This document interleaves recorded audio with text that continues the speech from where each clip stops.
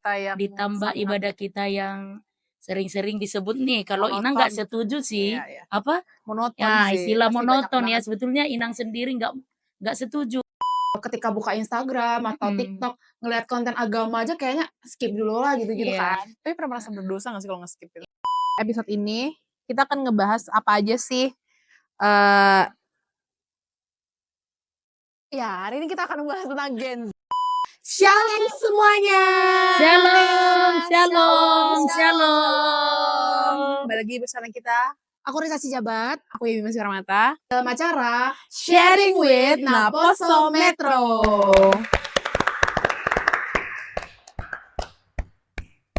Jadi acara Sharing with Naposo Metro ini udah berjalan di episode kedua. Untuk episode pertama bisa teman-teman tonton di YouTube channel kita Naposo Metro. Jangan lupa di subscribe dan di like kalau ada videonya. Komen juga boleh. Share juga ke teman-teman yang lain. Jadi di episode kedua ini kita akan ngebahas apa nih Kak?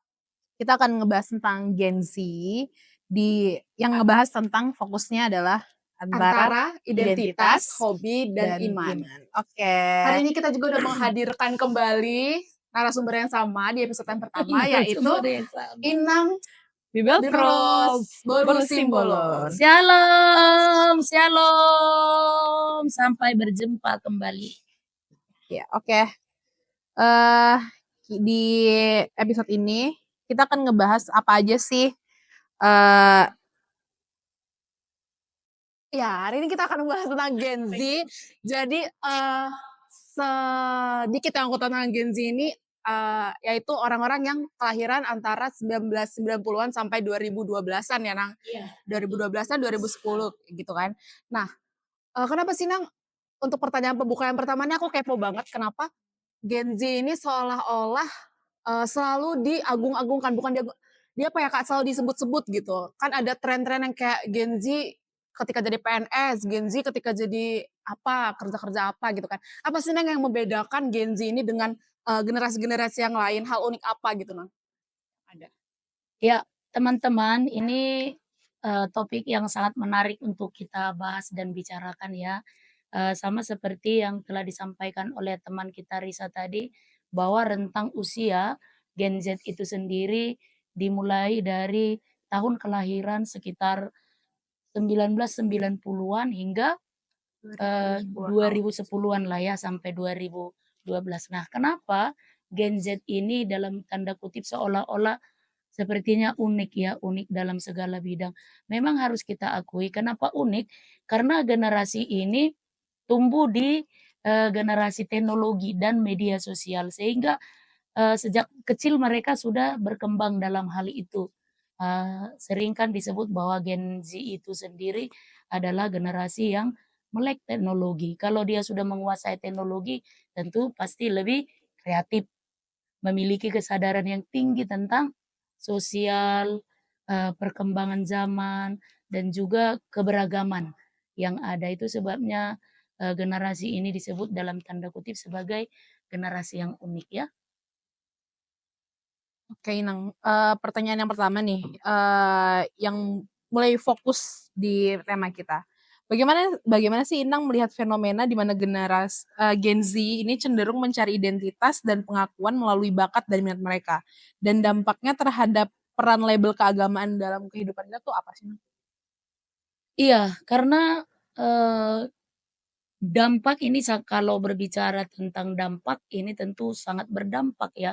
Kalau kita lihat sepertinya begitu lahir kok langsung kayak pasif ya dengan teknologi, gadget dan lain sebagainya. Tentu ini sangat berdampak tentang pertumbuhannya, pencarian jati dirinya, butuh pengakuan tentang hobinya karena dia boleh dikatakan menghabiskan banyak waktunya terhadap teknologi itu sendiri. Lalu dampaknya apa terhadap gereja? Tentu pasti kurang ya, kurang membuka hati, memberi diri dengan yang dalam tanda kutip kalau kegiatan-kegiatan di gereja itu ya kayak kesannya boring, kurang menarik, Ditambah kurang ibadah tertarik. kita yang Ditambah sangat ibadah kita yang sering-sering disebut nih, kalau Inang nggak monoton. setuju sih, Iya, iya. apa, Monoton ya sih, istilah pasti banyak monoton ya, banget. sebetulnya Inang sendiri nggak setuju ketika apa ya, label itu maksudnya dicantumkan dalam bentuk peribadahan khususnya gereja kita ya, Mhm. ah nggak asik gitu ya, Mmm. nggak menarik, terus nggak happy bawaannya, ya kan. Nah kenapa ini terjadi? Karena mereka banyak mengeksplor hal-hal yang mungkin, lebih kreatif, penyampaiannya di media sosial dan akibat dari pengaruh teknologi itu sendiri. Mmm. Sehingga, eee, gereja yang tadinya dalam tanda kutip, dia punya garis, liturgi, dan aturan tertentu, sepertinya kayak tidak bisa mengikuti ya, Mmm. ini dalam tanda kutip. Bukan berarti betul tidak bisa mengikuti, tapi sepertinya mereka menganggap seperti itu. Mmm. Iya. Mengikuti yang Inang jawab tadi. Kalau sekarang tuh maksudnya kalau dari gereja kita, karena kita kan di HKBP, Iya. sebaiknya tuh mengikuti zaman yang, maju sekarang, maksudnya teknologi dengan, kemajuan sekarang, Mhm. peribadatannya tuh harus harus nggak harusnya sih, kayak lebih baiknya mengikuti peradaban atau harus tetap bertahan di seperti garis-garis yang sudah ada dari dulu? Nah ini lebih luar biasa ya, pertanyaannya. Kalau gereja berubah mengikuti kebiasaan Gen Z yang kita sebut-sebut Mhm. tadi itu, enggak ya, atau bertahan di sebuah ajaran yang menurut mereka dalam tanda kutip "monoton", ini pun enggak. Tapi perlu mungkin, persesuaian ya. Mmm. Artinya gereja juga harus terbuka. Terbuka dengan perkembangan zaman dan teknologi yang terjadi sekarang ini. Mmm. Kenapa enggak? Contohnya, gereja pun sudah saatnya memakai teknologi dan media sosial untuk menyampaikan pesan-pesan agama dan pesan-pesan moral yang sesuai dengan firman Tuhan. Contohnya, kalau generasi Gen Z itu sendiri menghabiskan banyak waktunya dengan menggunakan gadgetnya, gereja udah saatnya juga menyampaikan contohnya katakanlah renungan singkat setiap pagi, posting, pakailah YouTube atau media-media sosial yang lainnya. Jadi sesuai, maksudnya sesuai bukan mengikuti. Setidaknya gereja pun mampu memenuhi kebutuhan mereka, kan gitu ya. Bukan berarti gereja merubah Mhm. gitu ya, jangan Mmm. salah tanggap nih. Bukan berarti gereja itu merubah merubah tatanan dan aturan liturgi yang berlangsung bukan.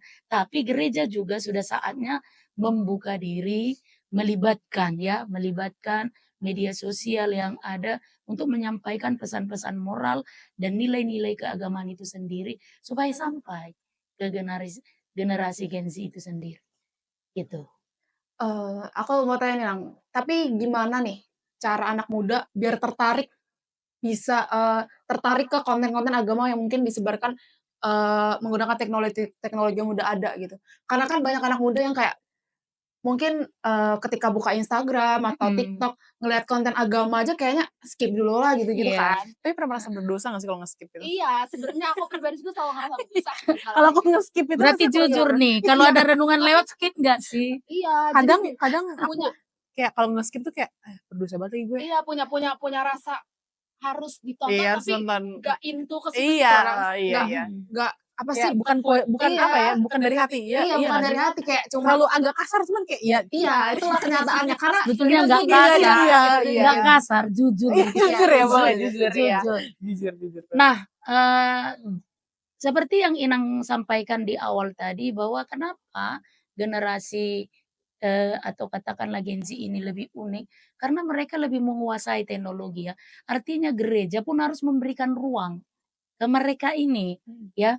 Bagaimana supaya tertarik, jangan di-skip. Nah, contohnya, dalam bentuk pengiklanan, contohnya dalam bentuk, penyampaian yang mungkin tidak terlalu formal, ya kan, sedikit melucu, Mmm. ada hiburannya, tapi dia sampai pesannya, jangan terlalu serius gitu kan. Jadi gereja harus memberikan ruang kepada generasi ini untuk kita berkolaborasi. Nah, seperti contohnya hari ini nih, ya kan, mungkin yang kita lakukan hari ini lebih sampai loh, daripada ketika kita ayo mengundang, ikut acara di gereja seperti ini mungkin lebih sampai dengan yang kita lakukan hari ini. Pesannya ya, Nang. Jadi gereja jangan menutup diri dengan perkembangan yang ada, membuka diri lalu memberikan ruang. kepada generasi Gen Z itu sendiri untuk bersama-sama berkolaborasi. Nah, maunya mereka itu supaya sampai pesan, contoh katakanlah satu ayat firman Tuhan setiap hari itu nggak di-skip, gimana caranya? Coba. Nah, nih pengalaman Mima dan Risa nih, coba kenapa yang kayak di IG, kenapa tiba-tiba di-skip coba? Karena Apa? kalau jujur ya Nang, dari aku pribadi, videonya tuh kan yang lewat di FYP atau di reels Instagram aku itu isinya kata-kata doang, dan itu kayak 1 menit dan monoton banget gitu. Beda halnya dengan kalau kita nonton misalnya cuplikan video apa-apa gitu kan, itu kan menarik, lebih menarik gitu. Nah, berarti kan harus dilibatkan kan. Nah, maunya Risa itu seperti apa? Inang mau menyampaikan pesan Alkitab yang tertulis di sini. Coba deh Risa buat semenarik mungkin. Tentu Risa akan mengolah ini sesuai dengan kebutuhan. Jadi harus diberikan ruang, diberikan kesempatan kepada generasi Gen Z ini untuk maksudnya melayani di gereja dengan hal-hal yang lebih kreatif lagi. Jangan membuka jarak dan membangun tembok. Artinya generasi kita zaman old dengan yang Gen Z yang sekarang ini, udah beda beda apa, beda kebutuhan, beda kemauan, susah diarahkan. Enggak, justru kita harus memberikan ruang. Yuk, maunya kalian itu, remaja dan Naposo itu apa? Buatlah. Maunya Inang itu mau menyampaikan firman Tuhan yang seperti ini. Kira-kira supaya sampai harus dibuat seperti apa. Nah gitu kan, nanti akan terjadi, kerjasama yang baik, lalu pesan itu akan sampai. Inang yakin kok pasti itu bisa diolah semenarik mungkin. Lalu pesan itu akan sampai pasti. Daripada Inang yang langsung ngasih tahu ya, dengan stylenya Inang katakanlah yang serius, monoton, ya pasti enggak. Pasti bosen. Yang tadi kan skip. Orang pasti Ya. kayak mending Apa menolak. sih? Kasarnya menolak lah ya. Nah, ya betul. Benar, benar, benar, benar. Ya. Jadi harus dilibatkan ya, intinya gereja melibatkan generasi remaja dan pemuda, lalu memberikan ruang untuk mereka semakin berkembang. Kayak sekarang kan kita nggak heran lagi loh, ada beberapa gereja yang sudah membuat kayak bentuk pelayanan, maksudnya tim multimedia. Ada loh, Iya, iya. ada nggak? Ada nggak? Pernah nggak lihat beberapa gereja yang mungkin udah terkenal secara media sosial? Itu siapa yang mengerjakan? Tim multimedia. Siapakah tim multimedianya itu? Ya generasi Gen Z itu sendiri. Kalangan remaja dan pemuda yang ada di gereja itu. Memang cepat berkembang. Dalam tanda kutip terkenal lah. Ada kan beberapa gereja yang kalian tahu? Dan mungkin nextnya Metro deh. Amin. Tapi gimana nih Nang, kalau misalnya ternyata mungkin ada beberapa orang punya pemikiran seperti Inang yang memikirkan gimana cara anak muda bisa berkembang Iya.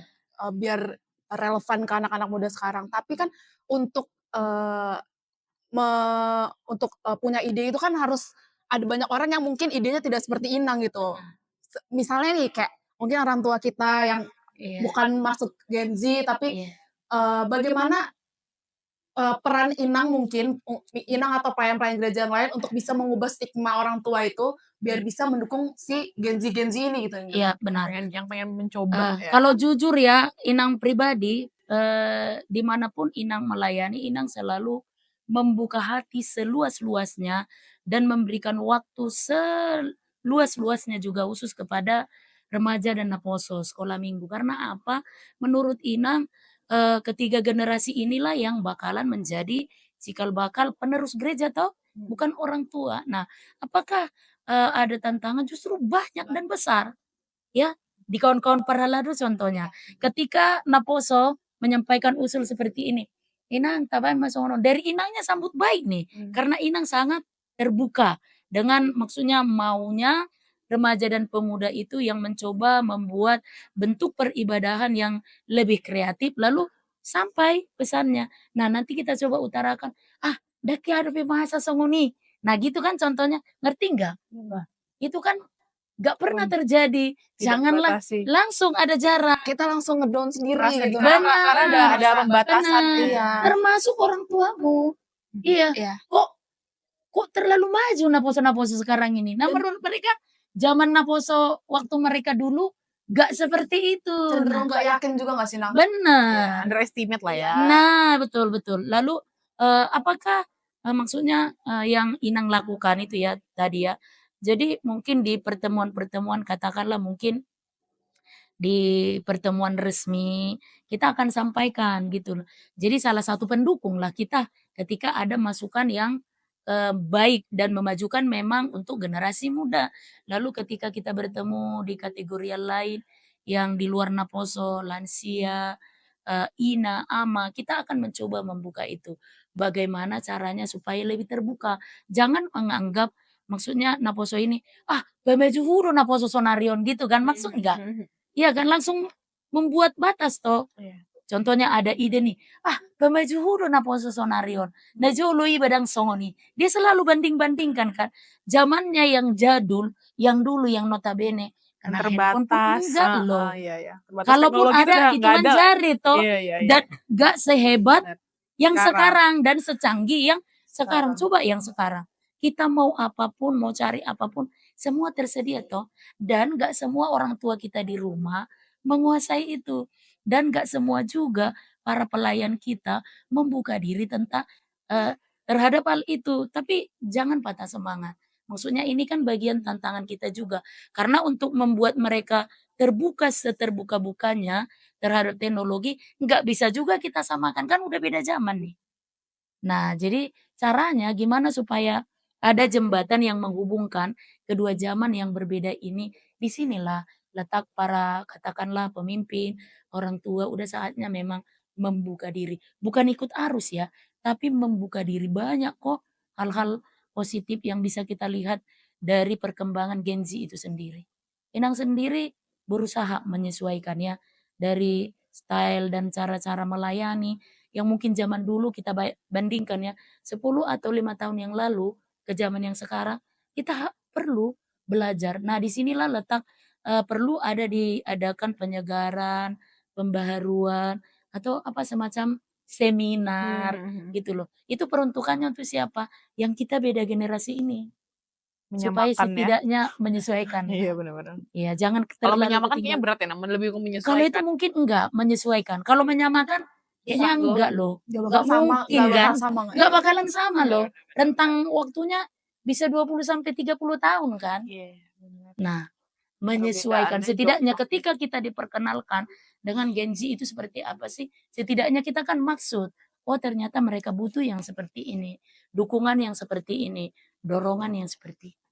Nah, itulah mungkin salah satu cara yang Inang, salah satu pelayan gereja yang punya tanggung jawab untuk mencoba menjembatani ini supaya kedua-keduanya bisa berjalan dengan baik. Iya, karena khawatirnya tuh gini loh Nang, apa ya, kan Gen Z itu kan katanya orangnya gampang baper.